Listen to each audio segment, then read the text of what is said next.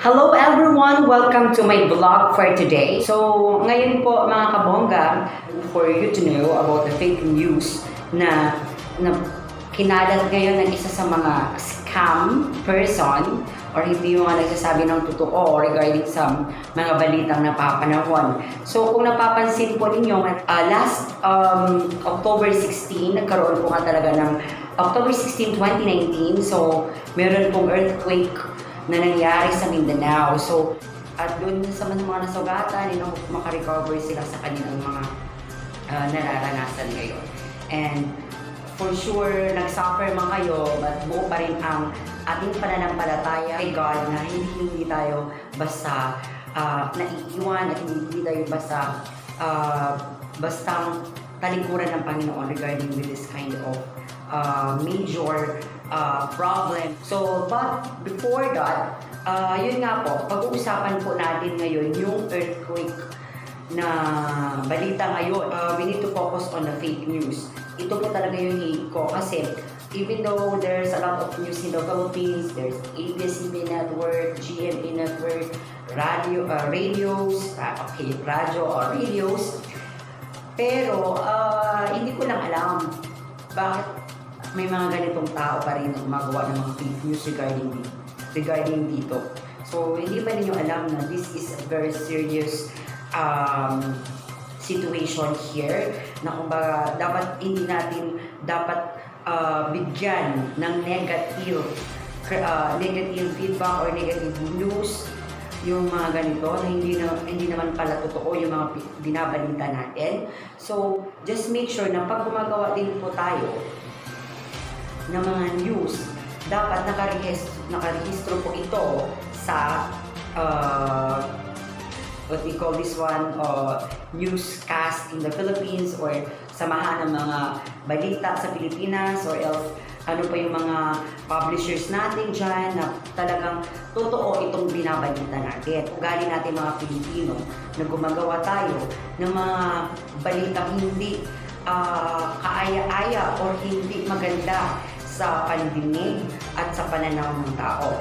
So, kung napapansin nyo, may mga message tayo, especially dyan sa mga kababayan natin, mga kabongga natin, mga taga Mindanao, na naka-receive ngayon ng mga messages or a text message or a group message from unknown person. Pero kumalat siya, pero iisang tao lang talaga ang pinaka-point dito. Isang tao lang sinimulan or nasimulan nitong text na to na kung saan daw ay magkakaroon ng tsunami dyan sa Mindanao. And like this, kung mapapansin nyo, ito yung mga message na to. Ayan. Ito din po. Ayan.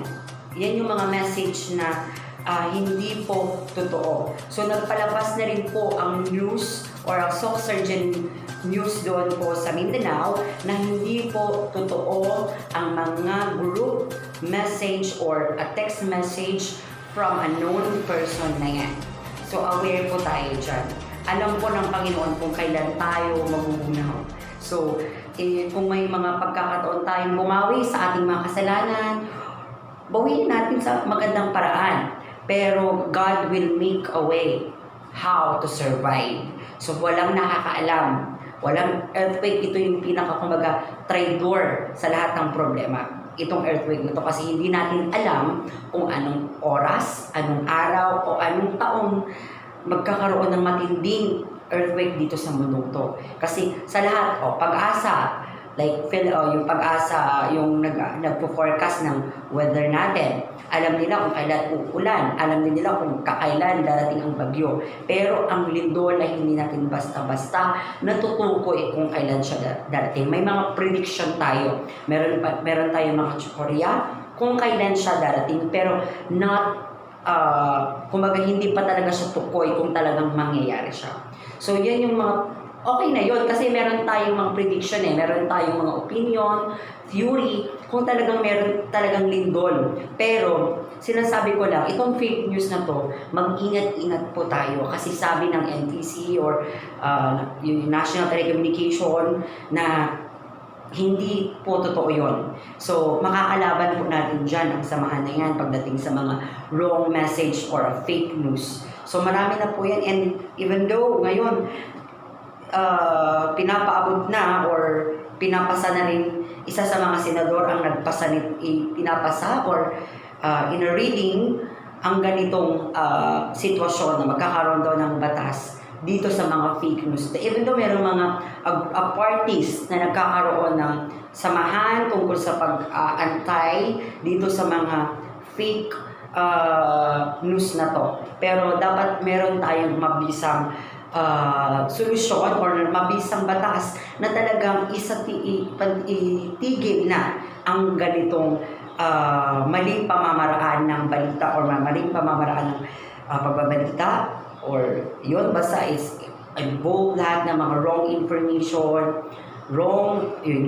detailed pa, o di ba? So sinasabi ko sa inyo na mag-ingat-ingat tayo and hopefully na makarecover po ang iba pang mga taong na-experience ng earthquake sa Mindanao, especially my hometown, which is General Santos City. So, ngayon, pray na lang po talaga tayo and then iwas-iwas po tayo sa paniniwala sa mga fake news dahil ang mga fake news na yan, humanda ka kabongga kasi one of the NTC's representative will make a way to find the unknown person, yung taong sangkot dito sa mga balitang ito. Then after that, panoorin po ninyo itong video kung bakit talagang napaniwala yung mga tao. So, please watch this video. Unsa na? Gawas na ta? Tsunami? La. Gawas daw ta, kini tsunami. Call te, gawas daw kay na daw tsunami. Na daw tsunami, nanggawas sila, daghang kayo, nanggawas sa gawas. Gawas ta. Di lang ta? Di ba pagbutas og sanina. Ha? Matay sanina.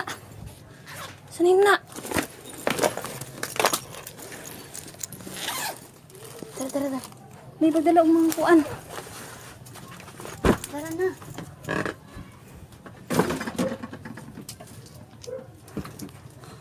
Ate.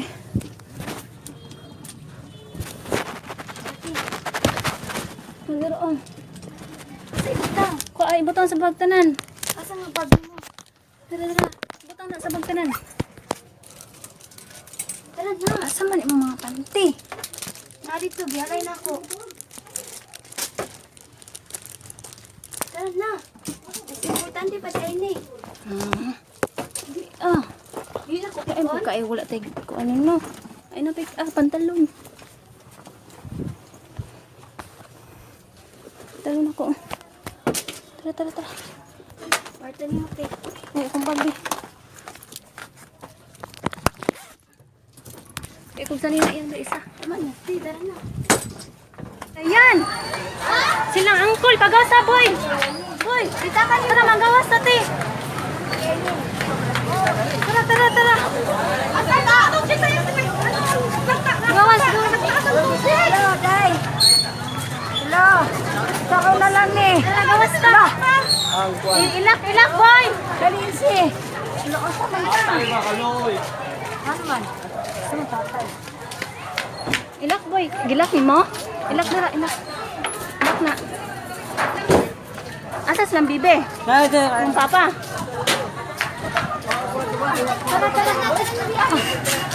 Tara.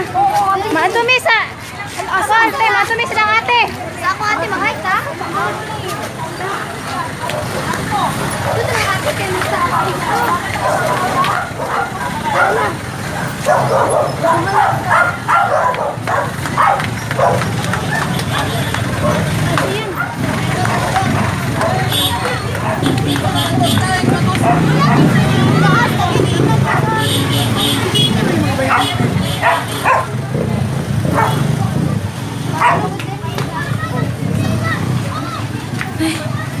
Stop na ko sa ate.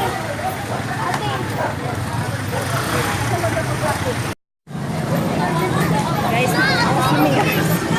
Kaya mag-tsunami daw.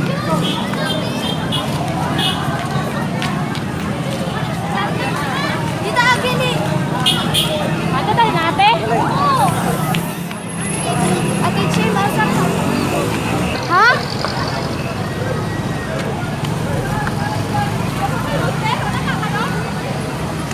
Sakyan?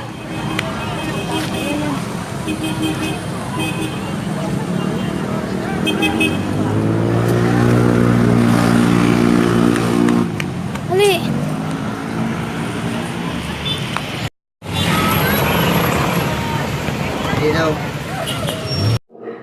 Itong video na to is nagpapatunay na ang mga tao is naniniwala talaga sa sabi-sabi.